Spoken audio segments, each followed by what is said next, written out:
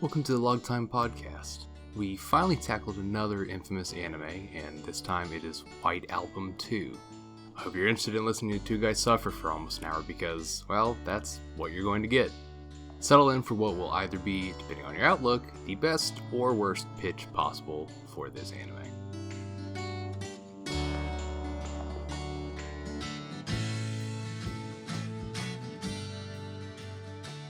I have to talk about White Album 2 for this podcast. Mm-hmm. And that's the last time I'm going to have to, really engage with White Album 2 in the immediate future. And I'm gonna fucking keep it that way as long as I can. Because I enjoyed my time in the show. And I appreciate that you're the one that put it in our rotation, but I also do want to beat you into a pulp for making me watch this. I'm sorry, but you're welcome. Yeah. Because that's the reason I put it on there, is because I love White Album 2, but I also hate White Album 2 a lot. I am sadly in the exact same position as you are. I love White Album 2, and I hate White Album 2. I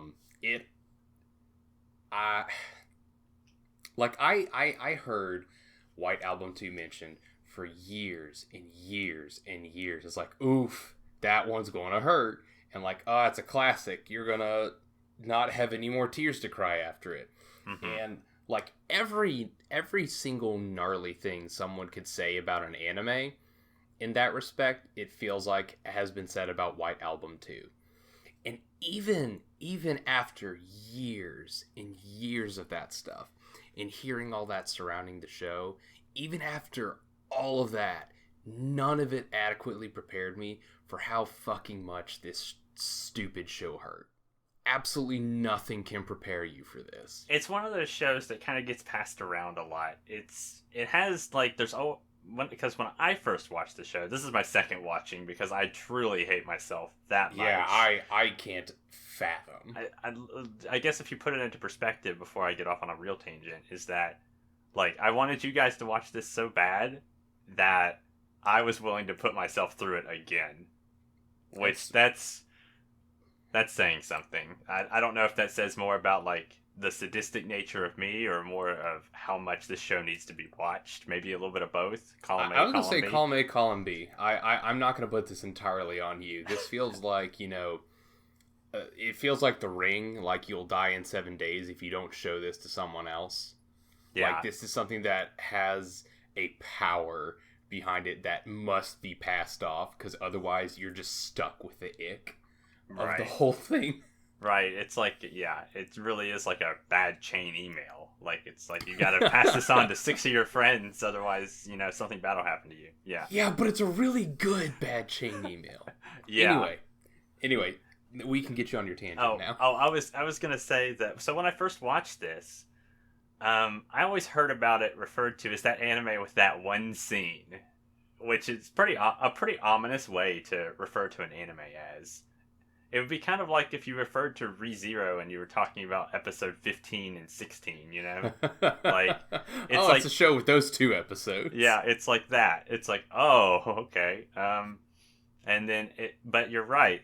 No matter how much you think you're prepared to watch the show, no matter how many other shows you think can just I'm okay, I've been through so many other painful experiences with anime that I can survive this one. This one managed to not mess me up once, but it did it twice. In very different ways, actually. And honestly, the second watch through was just sheer terrifying. I can't imagine watching this a second time. I cannot imagine watching this a second time. Because the last quarter, or the last third of the show, really kind of dials us back to before the show even actually begins, timeline speaking. And it just, the way that it unveils and digs up so much shit from that before the show actually started period, and the way that it, for like a solid 2 episodes, like sadistically makes you watch and makes you look at how happy these stupid kids are, and to then bring you back to the present, kicking and screaming. I cannot imagine having all of that knowledge and knowing what happens when, and then having to watch the entire show with that knowledge. It would break me. It hurts. It would abso-fucking-lutely break me. I don't know how you did it. I don't know how you're still here to do this podcast. I know you were talking about earlier how you were physically sick, like when you watched the show, which there's all the reasons right to be, right?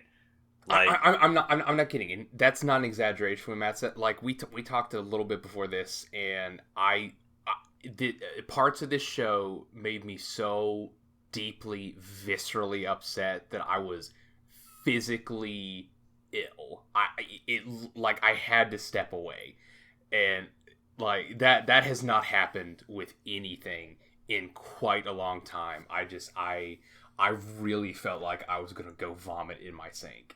Yeah, it definitely gives you that kind of feeling. So it's interesting because when the first time I watched the show, I had that very same kind of thing. Like, it's the kind of show that you come out of and you're like almost like mind broken for like 2 or 3 days afterwards. You're just like, what the fuck? I can't do this. And then not only that though, like when I watched it the second time, it was actually the first half that really got me. Oh yeah. Because just like, oh my god, I know what's coming. It's like the Subaru pre-knowledge. Bring it back to ReZero. It's just like, you know what's about to happen. And you have to watch this. You have to watch everything go to shit. It's horrible. And the worst part is I ended up getting physically sick too. And I'm like, okay, I have to walk away for like at least 10 minutes and do something else because I cannot do this anymore. Yeah. It was just bad. And it was a horrible curse because I watched the first 3 episodes like back to back to back, and then I gave myself a day off or so. And then I started watching episode 4 and then 5 and then 6, and I was like, well, I need to keep going because like this is getting really good. And then it just kind of kept snowballing, and I was like, oh no, I have to keep watching now, not because I want to, but because how can I not finish this out? It's a sort of thing where, like, I finished the show yesterday, and I was thinking about it, like, half the time I was working today. And I was like, this is the worst. This is fucking awful. I cannot believe I have this baggage on me now. And I can't imagine how much worse that would have been if I had cut off like halfway through the back half of the show and had the rest of it hanging over my head. Oh, yeah. Like, it would just be awful. And I think the thing about White Album 2 that makes the show so painful is I was talking with a guy on Twitter about this today, is that White Album 2 is really, really fucking good. Like, the show is great in terms of the characters and the story and the way that everything comes together as a whole. There are plenty of melodramatic series and, really fucking sad romance series that kind of pull some wild drama or some tragic ending out of their ass for no real reason. It's something contrived, and it feels completely unearned. Golden Time? Yeah. Just gonna throw it out there.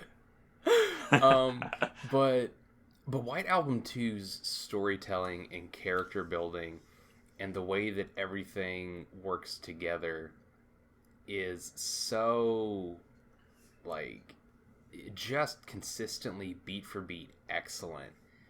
that the misery feels earned. And I hate to say that it feels earned, like, you know, it earned this, you know, at the end. But at the same time, I'm like, fuck you, though. You can't do this. I don't want any of this, but it's so good that I can't not. Yeah. If this was a subpar series, like if it was just kind of okay and it ended the way that it does, you know, I wouldn't feel anywhere near as, like, completely just fucked up as I do.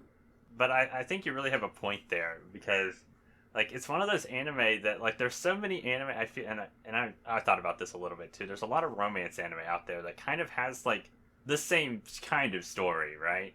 Like, it's pretty similar. Like, if you looked at it from a plot perspective, it's not much different. But there is something about White Album 2, and there's probably a lot that goes into this, but it's something about it makes it feel, I don't want to say earned, but it feels like, I don't want to say realistic either, but it's somewhere in the middle of those two words. Yeah, no, I know what you mean, though. It's like the characters feel, like, natural? the characters feel quote unquote real or quote unquote natural. Yeah, they feel, they don't necessarily feel like anime characters, you know, or that they are people that are bound specifically by tropes and specific, like, genre conventions and such. Like, they are very much their own people, and again, as the show goes on, that becomes even more and more and more apparent, and that's, you know, even more food for misery. But they feel so much like their own selves. They don't feel tropey. It feels like I'm actually watching potentially real high schoolers in that sense, I guess. Right, there's a thing about adolescence there that I think really plays into a factor in making mistakes and trying things and realizing how much you really fucked up at the end of the day. Like, oh yes, there's a lot of that. A lot of that in White Album too, and I hate it. Yeah, it feels a little too real for me. So, not that I can really think of myself as any of the characters in this scenario, but no. I can think of some. Yeah, I don't know. Yeah, this is one of those scenarios where it's like they feel like they could definitely be real characters, but I don't know any of them. It's not like I've known people like this in real life. I haven't. I have been lucky enough that the drama in my circles way back in the day was absolutely nothing like this. Not even in the slightest.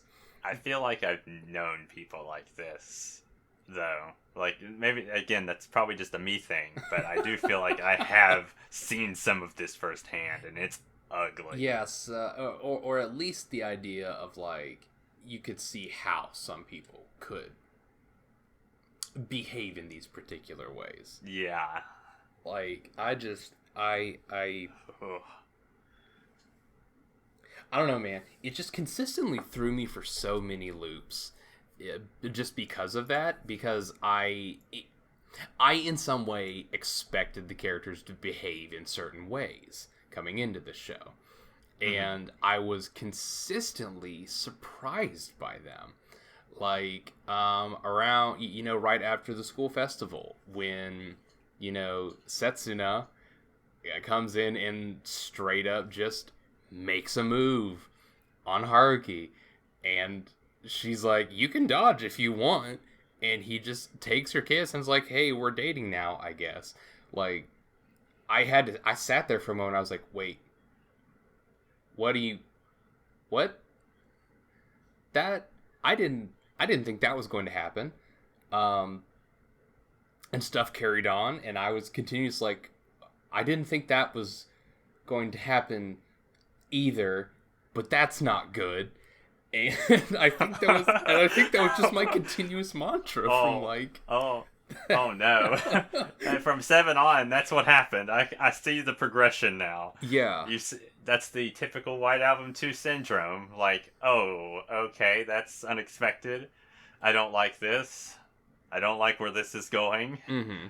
Uh-oh.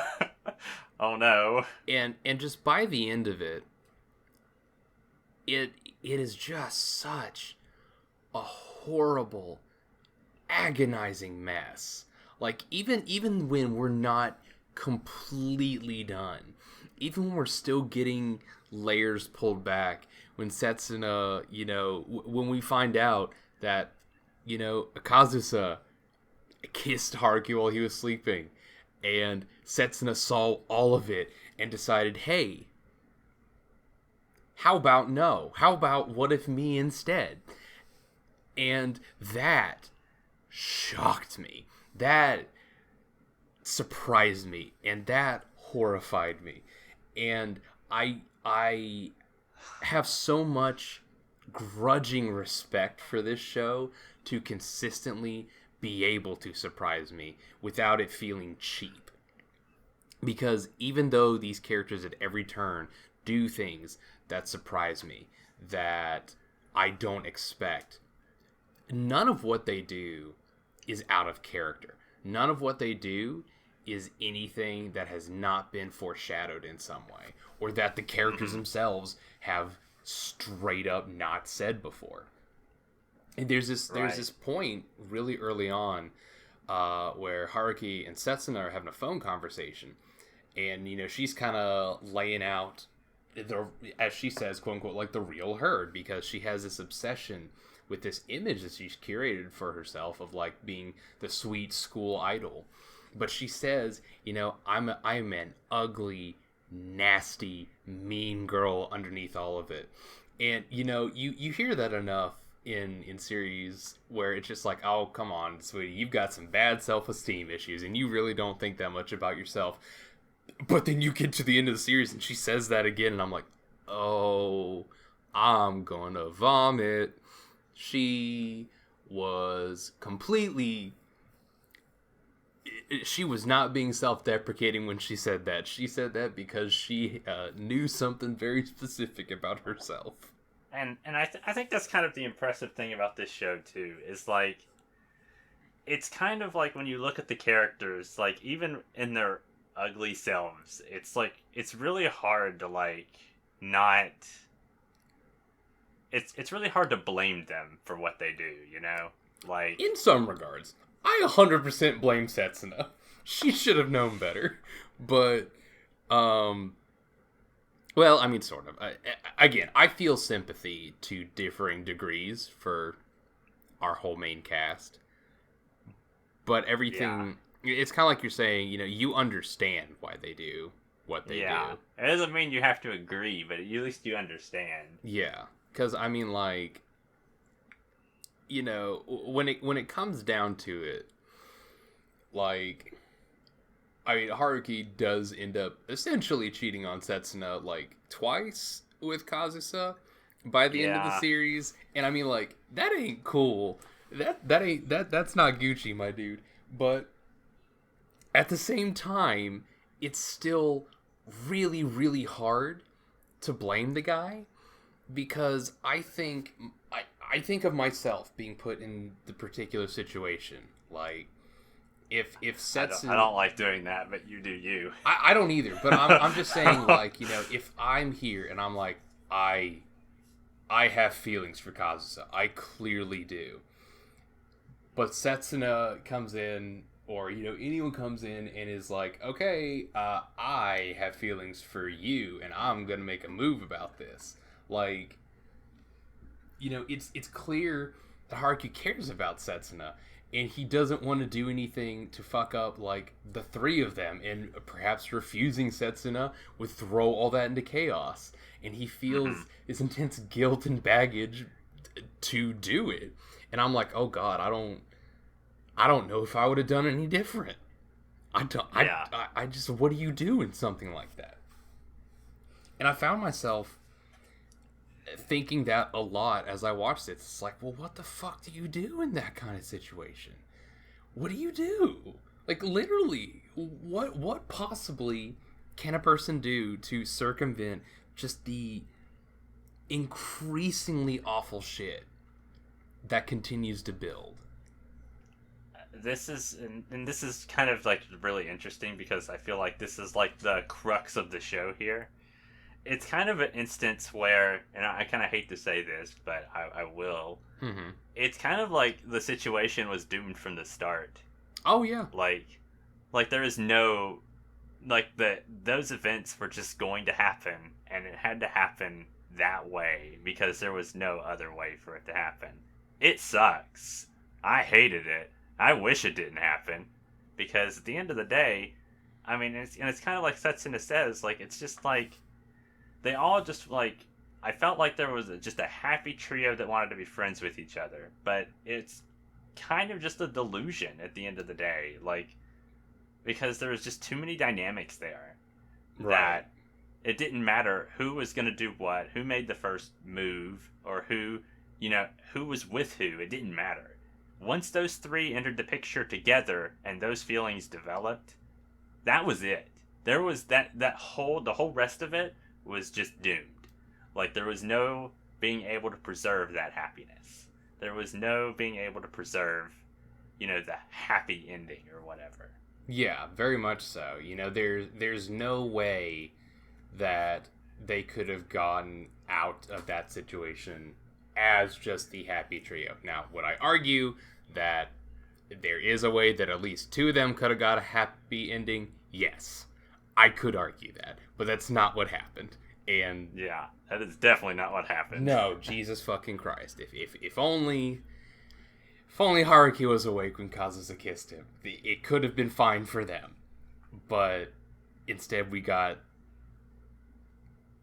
Anyway, well, I'm not really sure. Like, I guess if the rest would have happened with the logic that you kind of get sucked into things like that. Well, I don't know. I guess if you're saying if Kazusa confessed at this before Setsuna did, then yeah, maybe. Yeah, that's what I'm saying. I guess that. Yeah, I guess I could see where that could have been rectified, but at that point you're like you're rewriting at that point. It is, and that's what I'm saying. Like it's as you say, it was doomed from the start, and there was, given the chain of events, literally no other way that this could have panned out. Like, and I was talking with Morgan about the end of this last night, and she was like, more than anything, I'm just pissed that Haruki didn't get on a plane after Kazusa. And I was, and I was sitting there and I was thinking about it, and I'm like, I mean, on one hand, I can understand that perspective, but I don't think it could have gone down that way, because again, at that point, you can just see in him how completely beat down he is, and how just absolutely demolished he is by everything that happened. And you just know. Why wouldn't you be? Exactly. Honestly. Because, like, one, why wouldn't you be? And two, even if he did go off with Kazusa at the end, the guilt would destroy him. Even as Setsuna is confessing to everything on the train, he's still trying to forgive her and is trying to like see things from her perspective. And he's such a fucking good guy that I'm like, oh my god, dude, you have to stop at some point. Like, you are too good of a guy, man. Just give it a rest. I kind of empathize with that a little bit, though. But I mean, me too. And I and I hate it, but watching that section in particular is really hard. Even on the second watch through for me, that was really hard because I was like, painful. I get it. Yeah. Like it's so hard. It's also hard after watching Yahari, because that, as I've said, we just got the third season of that, which I guess concluded all of that as well. There's a lot of things in Yahari 3 that really stick out to me when I'm watching White Album 2. Yeah, that's what I was thinking the whole fucking time. Yeah, the codependency. That's a word that kind of sticks out to me. That they said that word and like alarm bells went off on my head, and I was like, no, we just got through this. Come on, Please, please, please, please, stop. If you look at this show in certain ways, codependency definitely comes up. Yeah. Mostly looking at Setsuna. Yeah. Love her to death, but she has some issues that she needs to work out. That is the kindest way you could have possibly said that. Yeah. That's just how that is. It is. And it's just like I do look at Yahari 3 and I'm like, man, it's like the good end of White Album 2. And I even say that as like, I mean, it's the good end? Good like, question mark. Yahari 3 hurt a little bit too. Oh yeah, it did. But it was also like, this is probably the best way this could have turned out. Yeah. Because trust me. I was prepared for another White Album 2 in Yahari 3. I was too. I was absolutely floored by the last 2 episodes. It blew my mind. I never in my wildest dreams imagined it could have panned out like that.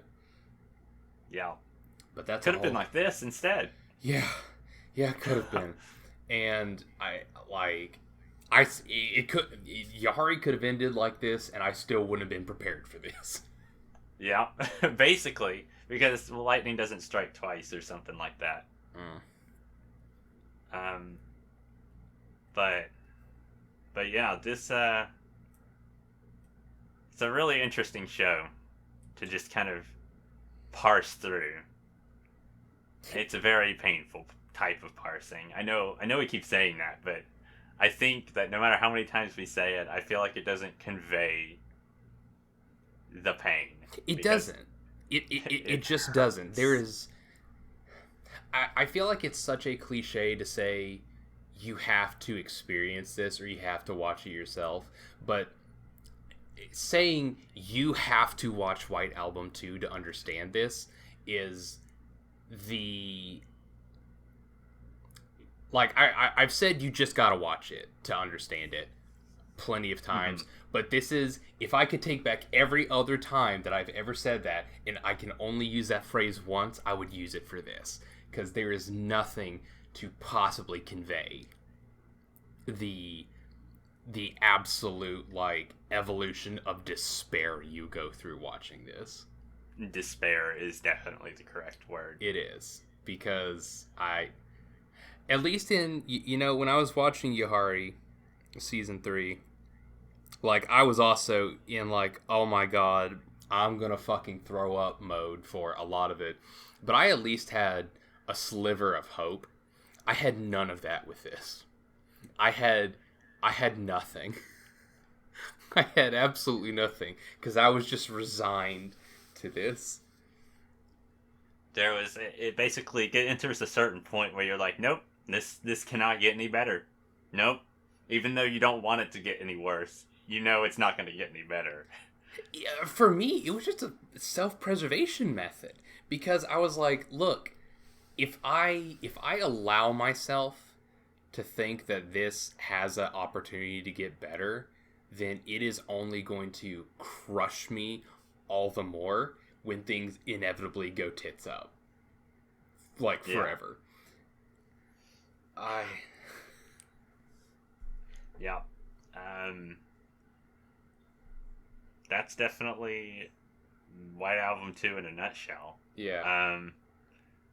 And there's a lot of stuff in there. Yeah, I know that we've talked about White Album 2 for about half an hour now, and it's basically come down to half an hour of saying this show hurts, and like that kind of sucks, because there's a lot of really cool stuff in this show. That the music is great. Again, I think the character dynamics and even of the side cast are excellent, and I think there's a lot of very neat story beats and such.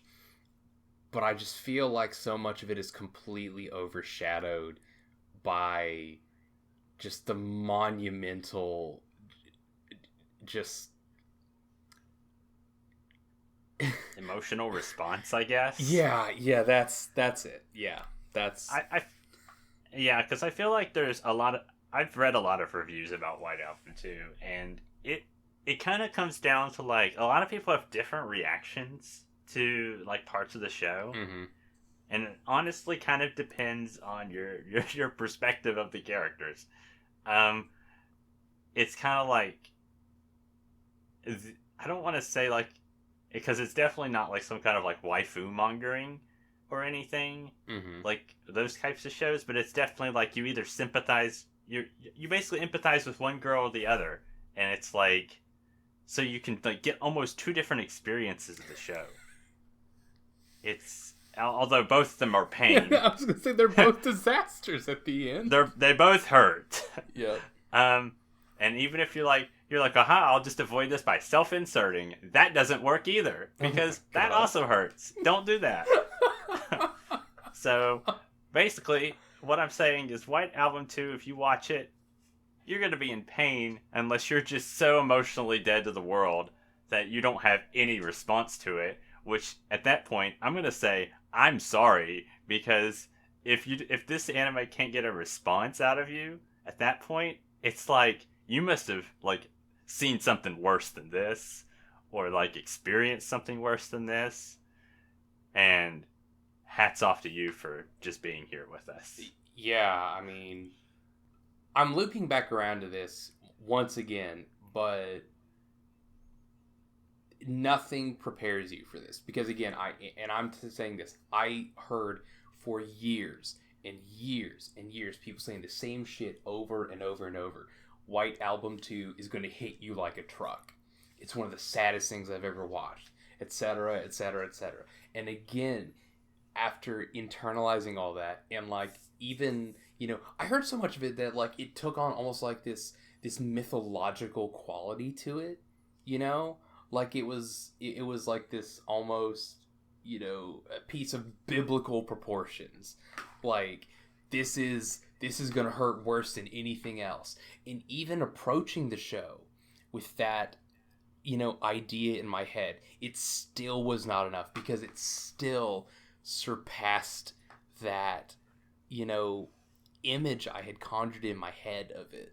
And I want to think that this is the case for a couple of different reasons. I'm going to try to dissect this like in live time, real time here. Okay, so I think one of the reasons is this has to do with mindset going into the show. Because I think a lot of people hear about White Album 2 and they hear this. And then the show, because, well, for number one, usually when people hear that about anime, it usually is either undersold or it's underdelivered. Yeah. One of the two. Yep. It's basically, or I guess oversold and underdelivered. I guess either or. Yeah. Basically, it's like people see that and then it's like, oh, that wasn't so bad. Like, it hurt a little bit. And, you know, sometimes it's, you know, things like Yahari that's like, okay, that hurt a lot, but that's, I'm going to be okay. Yeah, it hurt a lot, but it was bearable. Yeah. It's of that response. Or you get shows that are just like Golden Time where that you're like, oh, it's going to hurt. And then it's like, okay, something stupid is in the middle of it. And then it's like, and it's like, okay, well, yeah, it did hurt a little bit, I guess, but there's a bunch of stupid shit in there I can't get over. Yeah, it hurt, but I can't get over, you know, the dead boy right here. Like, what's going on here? Yeah, so that's number one. Like, I think a lot of people hear that about White Album 2, and it basically false flags it, almost. Right. It's like, okay, whatever. Number two, White Album 2 is constructed to give you the most false alarms possible. Like, the first half of the show almost, and I don't want to say it completely, like, is a completely different show in the second half, because that's kind of not true. But there's a lot of things in the first half that if you're not paying attention, and you're not, like, super, like, watching for details and responses, it's going to seem like a pretty feel-good show, and you're going to get caught off guard in the second half. And that's going to make it hurt worse. Yeah. And it's definitely not reinforcing that idea that, you know, oh, this show's not going to be that bad, because that's wrong completely. And I mean, that's basically, I think, the two things that people don't realize about White Album 2 is it has a lot more going on there than what you realize. There's no way to prepare for it. And even if you read the synopsis, there's no way you could predict what happens, because I know there's people out there as well that'll go, oh, I can predict basically the plot by reading the summary. And then they'll be like predicting the plot beat by beat. You can't do that with White Album 2. I'd like to see anyone try that and not hurt. Yeah. You can't. I'll tell you that right now. Yeah. Yeah, good luck with that. I mean, when you know, I'm looking at it on AnyList right now, and the synopsis is, with only 30 days left until the cultural festival, Haruki Kitahara, a member of the Light Music Club, has to find a way to make his dream of performing an original song on stage come true. When he recruits 2 new female members, including the school idol, his life becomes more complicated than he anticipated. And with and like, you look at that and it's like, oh, that's the setup for a slice of life school comedy romance. Like, yeah. For all we know, that could be that could just be a goofy adolescent romp. And to say that his life becomes more complicated than he anticipated is the epitome of underselling and understating what the fuck is going to happen in a show. That's the understatement of the decade, right there. Of last decade and this decade now. Oh man. Oh, that's a really great synopsis. Oh, it's incredible. Glad you read that. Man, me too. That's perfect. Huh? The funny thing is this kind of goes into what I'm saying too, is that what did you think after, like, because I don't know if you read the synopsis or not, but by the time you got to episode 7, did you wonder what the rest of the show was going to be like? I started the show, and all I knew was that they were going to, you know, do a performance for the school festival. And they build it as like, okay, we've got a month till this thing. And I was sitting here like, oh my god, we're going to have a whole thing, a whole series that is just within this 1 month span. And the climax is going to be some gnarly thing at or immediately after the school festival. And yeah, when we got to that midway point, it's like, okay, school festival's done. I was filled with so much dread. Because I was like, oh no. Oh man. Oh, there's so much more room for this to get worse than I ever could have imagined. I had no idea. Because again, like, you know, it's like you were saying, I had an idea of stuff kind of mapped out in my head, because I was like, okay, so shit's gonna happen, it's gonna be a messy love triangle, and it's going to resolve one way or another, probably really nasty, after they all just performed. And, you know, it'll kind of suck. And that'll be that. And you're right. You know, you can have nothing this idea. Nothing you said was untrue. So. I said nothing you said there was untrue necessarily. No, it wasn't. But the context and the scale of it is nowhere near what I would have imagined. And so it's just, yeah, like how there's just no fucking way. There's no fucking way. And that was funny, because when I was there last week, I think I don't remember if it was you or Morgan that said this, but one of you said, this show's going pretty fast for the plot. And I'm sitting here to myself and I'm going, oh no. They're not going to be ready for what's happening. Yeah, I just knew it. I did, and I was just like, I cannot say anything. Yeah, it was a foreboding. It was a ominous prediction. Yeah. Oh God. That's White Album 2 for you. That's White Album 2. Well, oh yeah. So, by the way, what more do you fucking have? What more? I'm gonna mention that you know the airport scene, right? God, yes, I know the airport scene. I know the airport scene. I just finished it yesterday. I don't want to think about it. What? I'm just wondering because that's the scene that gets brought up the most when talking about White Album 2. God. Did you like the airport scene? Yeah, I did. I liked the airport scene a lot. I loved it. It tore me apart. It was one of I can't count on my hands and toes combined how many times the show made me fucking cry like a baby. That was definitely one of them. Yeah. It was maybe it was a contender for the worst part of the whole show in terms of pain. Because man, I watched that fucking scene unfold and I was like, oh, this fucking blows because nothing's gonna come of this. Because I was so resigned at that point. I was like, there is no salvaging any of this. Just make it stop. And it just got worse. Oh my god. Yeah. Oh my god. That's how that scene goes unfolds. It's just like there's that tiny sliver of hope. You're like, oh, maybe they just missed her at the airport. Like, it's right there. You're like, maybe they just missed it, and this is not going to get resolved, and it's going to suck forever, and they're going to end it on this. Yep. Nope. It managed to get worse somehow. When he screams Toma's name, it is like God, I'm getting uncomfortable thinking about it. God. Yeah. Oh my god. Like I don't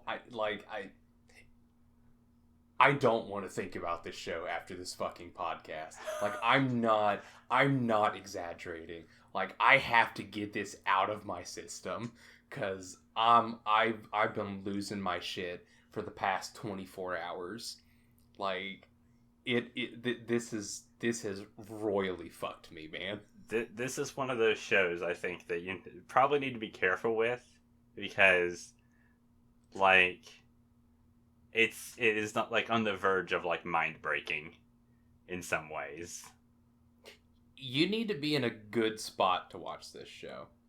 You definitely don't want to watch this when you're having a bad day. No, like so for fun anecdote. The first time I watched 5 centimeters per second was 2 days after a breakup.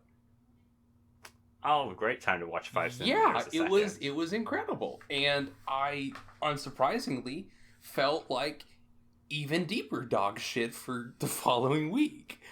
Yeah.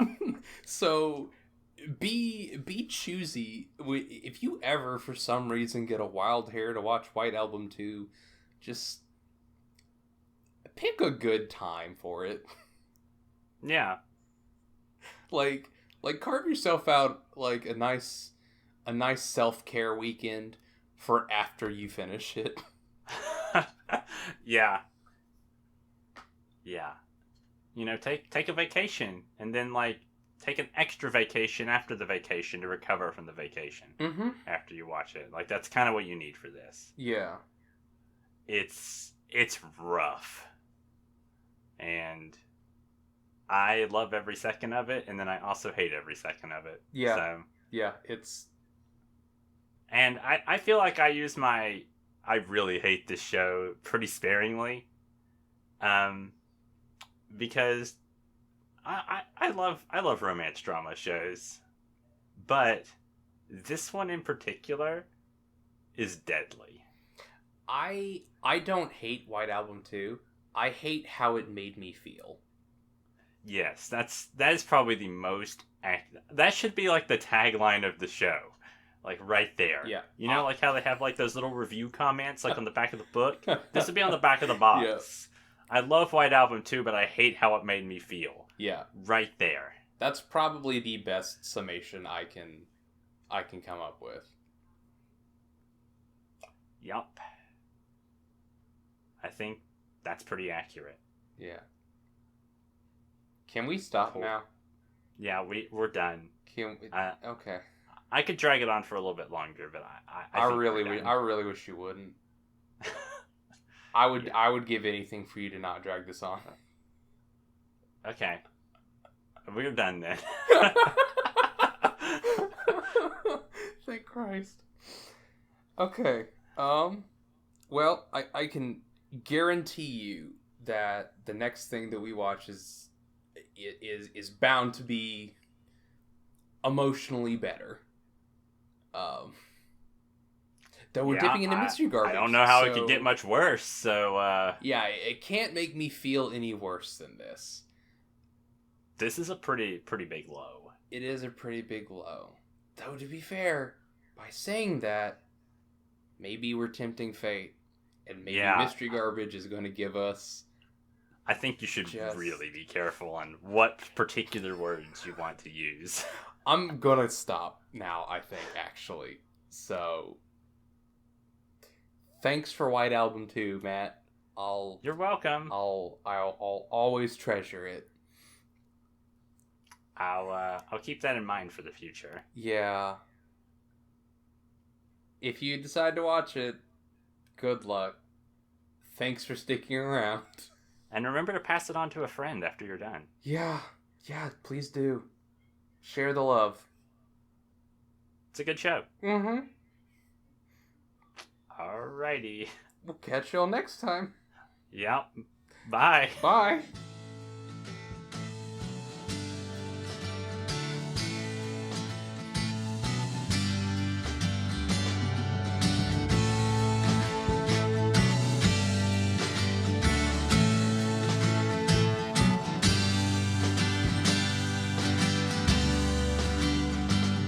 Hey, thanks for listening. As always, you can find all our podcasts, articles, videos, etc. at thebacklogers.com.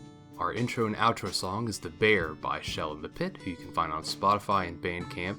And we'd love to hear from y'all in the comments on our site, on the podcast platform of your choice, or by strumming on a guitar. School festivals are always fun.